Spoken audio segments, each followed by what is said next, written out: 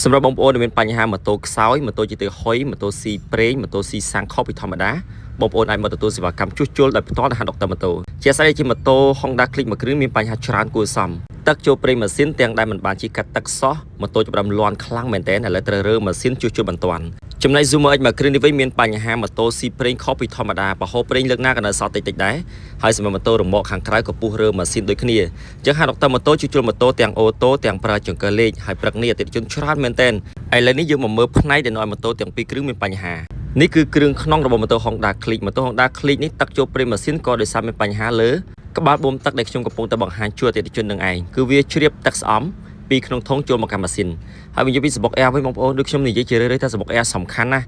វាជាខ្យល់ដង្ហើមម៉ូតូហើយម៉ូតូបញ្ហាដល់ម៉ាស៊ីនក៏ដោយសារសបុក Air ដែរដោយសារម្ចាស់ម៉ូតូគាត់ជាមួយថ្មីគាត់នៅខេត្តយើងគាត់អត់សូវបានថែទាំលើសបុក Air ទេដីឡើងណែនប៉េះហើយបើយើងក៏លេខមកមើលគ្រឿងប្រគំក្នុងប្រអប់សាពានវិញមានបញ្ហាស្ទើរតែទាំងស្រុងតែម្ដងគ្រាន់តែកន្លែងខ្លះស្រាលកន្លែងខ្លះធ្ងន់ម៉ូតូជារាងតឹងងាងម៉ាស៊ីនមែនតើហើយបើចានវិញគឺសុទ្ធតែដីនិយាយទៅប្រអប់សាពានគាត់ដីច្រើនមែនតើដោយសារគាត់អត់សូវបានសម្អាតហើយបើខ្សែពានវិញគឺឡើងប្រេះខ្លាំង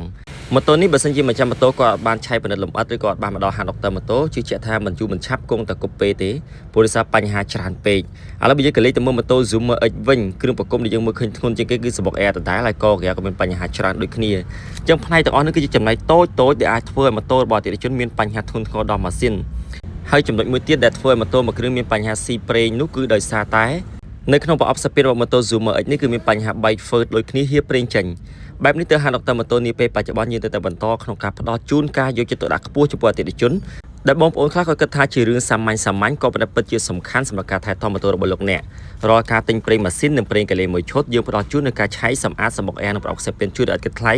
រួមជាមួយនឹងការពិនិត្យមើលលម្អិតតាក់ទងកន្លែងសំខាន់ហើយបច្ចុប្បន្ននេះដោយសារសន្ទុះនៃការគ្រប់គ្រងរបស់អតិថិជនច្រើនមកកាន់ហាងដុកទ័រម៉ូតូយើងតែងតែនាំយកនៅផលិតផលដែលមានគុណភាពល្អៗដើម្បីផ្ដល់ជូនទៅតាមតម្រូវការរបស់អតិថិជនជួយឲ្យម៉ូតូអតិថិជនប្រើប្រាស់បានយូរមិនងាយខូចមិនងាយរើម៉ាស៊ីន